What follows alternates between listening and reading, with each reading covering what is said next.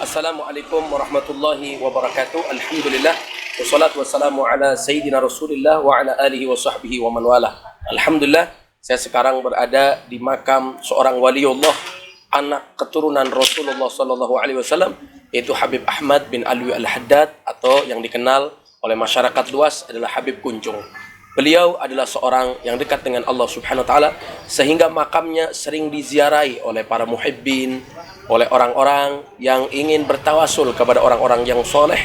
Mereka mendatangi bahkan di malam Jumat ramai, dan juga di malam-malam lainnya. Subhanallah, karena dakwah beliau, ajaran beliau yang masih terngiang dan juga masih ada di hati-hati para pecintanya.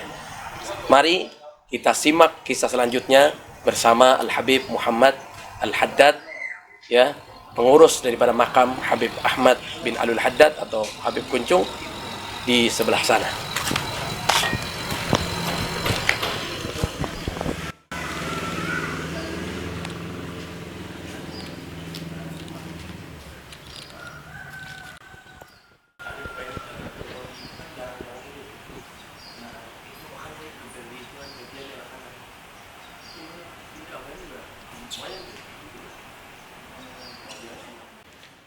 Alhamdulillahirrabbilalamin. Kita bersama Al-Habib Muhammad Al-Haddad dari pengurus makam Al-Habib Ahmad bin Alwi Al-Haddad atau Habib Kunchung. Alhamdulillahirrabbilalamin. Assalamualaikum Habib. Waalaikumsalam. Ini kan Masya Allah Habib, kita berziarah kepada Habib Ahmad bin Alwi Al-Haddad. Ini beliau ini asli kelahiran beliau di mana, Habib? Dia asli dari Yaman. Oh, Yaman. Oh, hijrah Dia gitu, hijrah. lahir di Yaman. Sampai dewasa, dia belajar sampai dewasa. Selesai dia belajar, akhirnya dia dakwah keliling, menyebarkan dakwah keliling ke, salah satunya juga ada di Eropa, ada di Belanda juga, Singapura dan Malaysia, dan Kepulauan Indonesia. Oh, jadi sebelum ke Indonesia itu ke Singapura dulu gitu Iya, ya? Belanda dulu. Ke Belanda di dulu. Eropa juga Jadi ada. nggak langsung ke Indonesia? Enggak, dia sambil berdagang juga. Oh, dagang juga. Sambil berdagang menyebarkan dakwahnya itu kan. Masya Allah. Oh, jadi sebelum ke Indonesia dakwah juga di Belanda. Dia keliling, Kayak Wali Songo gitu, jadi Seperti dakwah wali- sambil dagang. Dagang sambil dakwahnya gitu. Terus ke Indonesia ini emang awal ada kerabatnya atau gimana? Dia Awal. memang ketemu dengan Habib Abdullah bin Ja'far nih. Oh, Habib Abdullah bin Ja'far. Dia ketemu di Hadramut, kemudian disuruh mampir ke sini, disuruh tinggal di sini, diminta tinggal di sini gitu. Nah, akhir hayatnya emang hampir di sini. Oh, akhir saat apa sih? Akhir hayatnya di sini. Oh, jadi emang Dia masa-masa ya umur yang menjelang tuanya di sini gitu. Jadi memang ada hubungan pertama bertemu di Hadramut Habib Ja'far bin Abdullah. Habib Abdullah bin Ja'far. Habib Abdullah bin Ja'far. Itu pertama. Kalau Habib Abdullah bin Ja'far itu asli Indonesia atau gimana? Dia Hadramut juga. Hadramut juga. Tapi dia udah sering dia nikah sama orang Betawi. Orang Betawi. Akan ada selintingan kisah nih kan Habib Ahmad bin Alwi Al-Haddad atau yang kita kenal Habib Kunchung ini kan katanya ada yang bilang khariqil adat, majdub dan sebagainya. Kira-kira ada kisah nggak? Kisah tentang Habib Ahmad ini yang di masyarakat awam ini kadang-kadang belum tahu, dan kita juga kepengen tahu bagaimana kisah karomah atau kisah khariqil adat dari beliau gitu. Jadi khariqil adab dia sebenarnya kebiasaan dari luar manusia, manusia biasa kan ya. Dia punya kelebihan seperti kalau Nabi kan namanya mukjizat. Gitu. Kalau wali Allah atau orang saleh disebutnya karomah. Ya, seperti karomahnya dia. Waktu itu kejadian kereta. Waktu naik kereta. Masya Allah.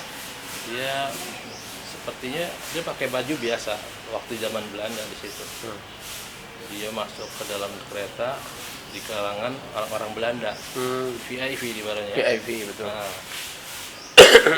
tapi setelah pas kereta mau jalan, masinis pada ngecek keadaan kereta dulu kan. Pas lihat ada Sohabul Makam Habib Ahmad nih, dilihat sama masinis yang orang Belanda, dilihat seperti nggak pakai baju. Allah. Akhirnya diusir nih, disuruh keluar. nggak boleh di situ. Akhirnya Habib Ahmad keluar, nggak banyak ngomong lagi, langsung jalan aja. Pas giliran kereta mau jalan tuh kereta nggak jalan, padahal mesin hidup, tapi nggak bisa jalan. Kalau nggak ada masalah tuh saat cari itu. dan ini masalahnya nggak ada, nggak normal tapi nggak bisa jalan. Akhirnya ditanya, ada satu orang Indonesia juga, tapi dia bisa orang bisa ngelihat, dia pinter gitu kan. Kasyaf. Dia bilang ada tadi satu orang tua tadi duduk di sini diusir, mungkin itu satu penyebabnya katanya. Setelah dicari-cari, diminta suruh masuk lagi ke dalam kereta, baru kereta bisa jalan. Masya Allah. Dan banyak lagi kisahnya juga, yang seperti ada tukang dagang di daerah Kramat Jati, tapi sering setiap hari dia datang ke sini nih, cuma ngurutin hal ini, soal makan diurutin gitu. Katanya Habib Ahmad, nanti mau apaan katanya, nanti mau kaya gak? Mau gitu katanya. Ya udah, nanti kalau ente dagang di Kramat Jati, ada orang bawa apa namanya tuh, kunyit. Ente borong tuh kunyitnya. Itu kunyit kan warnanya kuning ya, tuh ya. Itu borong kunyitnya katanya. Kalau ente mau kaya, ente borong tuh kunyit ya katanya. Ya udah, akhirnya besoknya didagang ke Kramat Jati. Pas pulang, ketemu tuh orang dagang nawarin, Pak, borong nih kunyit saya katanya. Ada 2 bakul gitu. Di dengteng gitu. Dia lupa nih sama perkataan sambil makan. Bilang, saya juga udah punya kunyit nih katanya. Masih ini banyak banget, saya nggak butuh katanya gitu. Enggak nih, bayarin berapa aja dah. Nggak dihargain, berapa aja bayarin. Masih ditolak juga. Akhirnya dia pulang ke sini. Datang lagi ke sini, ditanya sama sambil makan. Gimana itu udah bayarin belum kunyit? Oh iya, saya lupa katanya. Itu payah katanya. Kalau itu bayarin, itu kunyit emas semua dalamnya gitu. Allah Akbar, la ilaha illallah. Masya Allah. Itu dari antaranya keluar biasa hal. Itu Habib Ahmad bin Alul Haddad ini sempat punya rumah nggak? Maksudnya rumah kediaman beliau. Sebenarnya dia kediamannya, dia tinggalnya di anaknya Habib ini, rumahnya Habib Abdullah bin Ja'far. rumah Habib Abdullah bin Ja'far. Dia tinggal di situ, tidur di situ. Di daerah mana tuh? Dikasih tempat. Masih daerah sini juga. Daerah Krawajati juga. Krawajati sini juga. Oh, jadi sampai beliau wafat. Sampai beliau wafat nih sebenarnya kisahnya unik.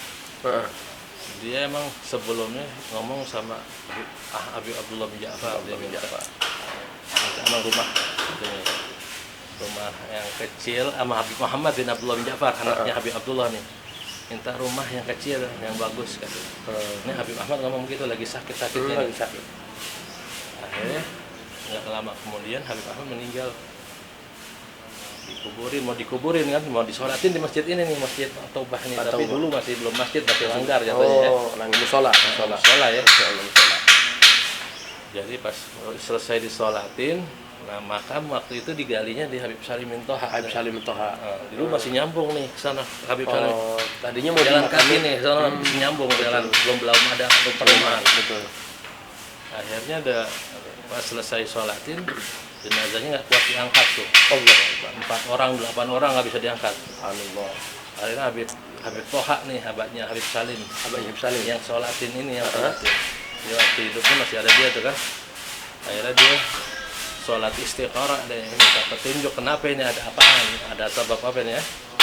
Akhirnya setelah sholat istikharah baru ditahu, dibilang oh ini Habib Ahmad pengennya dimakamin di sini katanya. Dulu panggil sama Habib Muhammad ini, mana ya? Habib Muhammad yang anaknya Habib Abdullah bin Ja'far. Gimana Habib Ahmad pernah ada pesan nggak? Iya memang katanya Habib Ahmad minta pesan, minta rumah yang kecil yang bagus. Maksudnya makamnya dia itu. Amanat dia. Pengen rumah di akhir hayatnya dia pengen di sini gitu. Akhirnya digali di sini.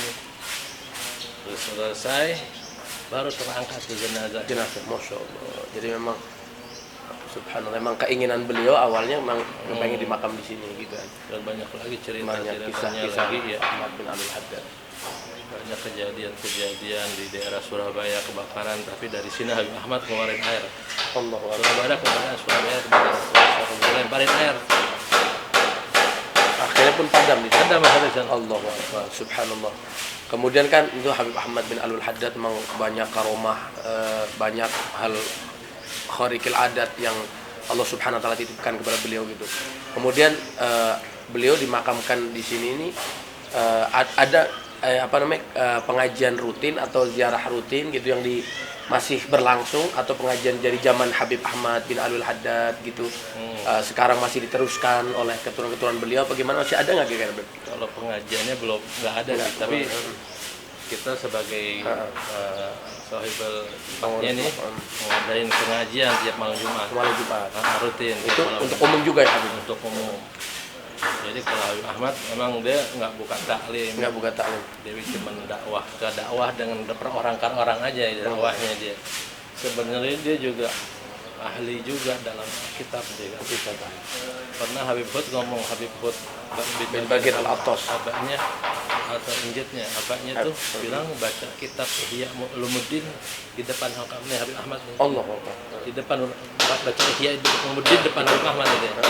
Ini Habib Ahmad Ihya Ulumuddin luar kepala katanya. Allahu Akbar. Ihya Ulumuddin luar kepala. Luar kepala. Cuma beliau nggak mau menampakin lagi. Nggak mau nampakin dengan tawadhu'nya adabnya itu deh. Allahu Akbar. Makanya dia bilang Habib Hud bilang gutub juga, maksud Gudub ya Habib Ahmad bin Alwi.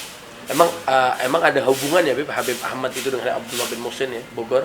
Nah, iya memang dia seperti kayak yang tahu halnya Habib Ahmad ya Habib Allah. Oh, yang paling tahu itu halnya kalau lagi datang halnya Habib Ahmad. Keadaannya. Nah, kalau Habib Abdullah bin Muhsin lagi datang halnya Habib Ahmad yang tahu. Habib Ahmad. Oh, jadi kalau Habib Abdullah bin Muhsin al-Attas halnya datang, Habib Ahmad yang tahu. Nenangin. Hal yang luar biasa Habib datang juga. Insyaallah. Allah. Pernah kejadian di Bogor. Dia sering ke Bogor, ke Kuitang, ke Betawi. Dia keliling-keliling aja kan. Tiap hari atau setiap bulan dia keliling. Kalau ada pengajian dia datang. Dan kalau Habib Abdullah bin Muhsin lagi ngajar, dia datang tuh di Habib Abdullah bin Muhsin. Cuma walaupun duduk sebentar, dia dibilang seperti muridnya Habib Abdullah. Masya Allah. Dan di Kuitang, di Cikini Habib Abdurrahman bin Abdullah. Abahnya Habib Ali. Abahnya Habib Ali. Abdurrahman Cikini bin Abdullah Al-Habsyi. Jadi memang beliau juga alim juga, cuma mau nutup, nggak mau cuma hanya duduk sebentar aja di situ, dengerin ilmu sebentar. Tabaruk. Walaupun emang dia udah sebelumnya udah belajar ilmu dari masih mudanya udah belajar ilmu. Ya khair, Masya Allah. Syukran Habib, Insya Allah dari nasihat antum juga, dari kisah-kisah buat dari Habib Ahmad bin Alwi Haddad. Semoga menambah semakin semangat kita ziarah, kemudian cinta dengan para aulia ussalihin. Semoga Allah jadikan kita juga mendapatkan keberkahan dunia akhirat. Syukran Habibana, Masya Allah. Minta maaf nih.